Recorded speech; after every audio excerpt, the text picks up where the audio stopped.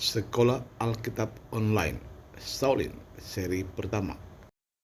Bunga bakung yang di lembah.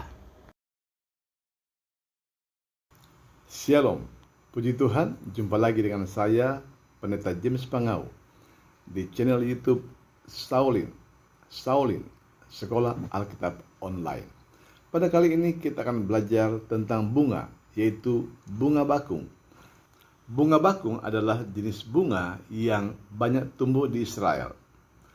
Di Alkitab 19 kali kata bunga bakung disebutkan. Apa makna bunga bakung itu bagi kita? Mari kita ikuti tayangan ini. Jika Anda diberkati dengan tayangan ini, jangan lupa di-subscribe dan bagikan kepada teman Anda. Tuhan memberkati.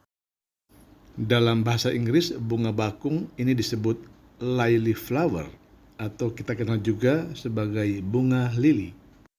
Bunga bakung adalah jenis tanaman yang tumbuh dengan umbi. Flora ini sangat populer dengan bentuk kelopak bunga yang besar dan berwarna putih. Tanaman ini seringkali dibudidayakan dengan tujuan sebagai bunga potong yang nantinya akan dirangkai menjadi buket. Di negara-negara tertentu, bunga ini dibudidayakan dan dibuat parfum. Terdapat begitu banyak jenis bunga bakung. Meskipun pada umumnya berwarna putih, akan tetapi ada juga spesies yang bunganya berwarna kuning, ungu, jingga, pink, merah, dan tembaga. Bahkan ada yang nyaris berwarna hitam. Ciri khas lain dari bagian mahkotanya, terdapat corak bintik-bintik di sepanjang helai mahkotanya. Semakin mendekati dasar bunga, coraknya semakin banyak. Bunga bakung adalah jenis bunga yang mahal. Aromanya harum, wangi, dan menyengat. Bunga ini dikenal sebagai simbol kemurnian cinta yang dipercaya membawa keberuntungan dan kelanggengan suatu hubungan. Bunga ini banyak digunakan sebagai rangkaian bunga untuk pernikahan. Dalam Alkitab, bunga ini disebut Lily of the Valley atau bunga bakung yang di lembah. Kidung Agung 2 ayat 1 dan 2 dikatakan, bunga mawar dari saron aku, bunga bakung di lembah-lembah, seperti bunga bakung di antara duri-duri. Demikianlah manisku di antara gadis-gadis.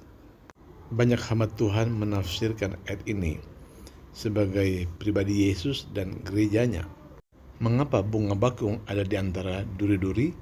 Sebelum dibudidayakan seperti sekarang ini, pada zaman dahulu bunga bakung tumbuh secara liar di padang atau di lembah-lembah. Karena bunga bakung ini tumbuh di antara duri-duri, maka duri-duri itu menusuk bunga bakung tersebut. Ketika tertusuk, bunga bakung ini mengeluarkan aroma wewangian yang tajam. Dan ketika angin bertiup, semakin banyak bunga bakung yang tertusuk duri. Lalu aromanya akan pergi jauh di bawah angin. Itulah sebabnya Yesus digambarkan sebagai bunga bakung yang di lembah. Yesus dimahkotai duri. Darah mengalir dari kepalanya.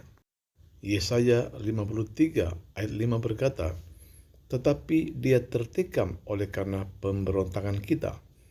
Dia diremukkan oleh karena kejahatan kita. Ganjaran yang mendatangkan keselamatan bagi kita ditimpakan kepadanya, dan oleh bilur-bilurnya kita menjadi sembuh.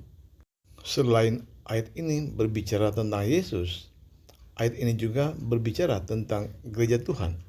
Kalau Yesus diibaratkan seperti bunga bakung di antara duri-duri, sementara gereja Tuhan diibaratkan sebagai mempelai Kristus di antara gadis-gadis. Kita teringat tentang gadis-gadis yang bodoh dan gadis-gadis bijaksana di dalam Matius pasal 25. Bahwa gadis-gadis yang bodoh itu tertinggal karena mereka tidak mempersiapkan diri untuk menanti datangnya sang mempelai. Masalah demi masalah, pencobaan demi pencobaan yang kita hadapi, ibarat duri-duri yang menusuk kita, menusuk gereja Tuhan, menusuk umat Tuhan, menusuk tubuh Kristus. Tetapi jangan takut, jangan kecewa, Jangan mundur dari Tuhan, karena justru saat itulah wewangian surgawi akan terpancar, akan keluar dari kita. Seperti minyak wangi lili ini, ia telah mengalami proses yang panjang dan lama. Dijemur, dikeringkan, dihancurkan, dimasak, kemudian aroma wanginya baru keluar. 2 Korintus 2 ayat 15. Sebab bagi Allah kami adalah bau yang harum dari Kristus di tengah-tengah mereka yang diselamatkan dan di antara mereka yang binasa. Setiap tantangan, ujian, dan pencobaan yang kita hadapi akan menjadi berkat, menjadi kesaksian bagi orang lain, sehingga nama Tuhan dipermuliakan melalui kehidupan kita. Umat Kristen sudah biasa dengan duri, biasa dengan pencobaan, biasa dengan masalah. Jangan lari, hadapi masalah itu. Alkitab katakan, segala perkara dapat kutanggung di dalam Dia yang memberikan kekuatan kepadaku. Filipi 4 ayat 13. Tuhan memberkati.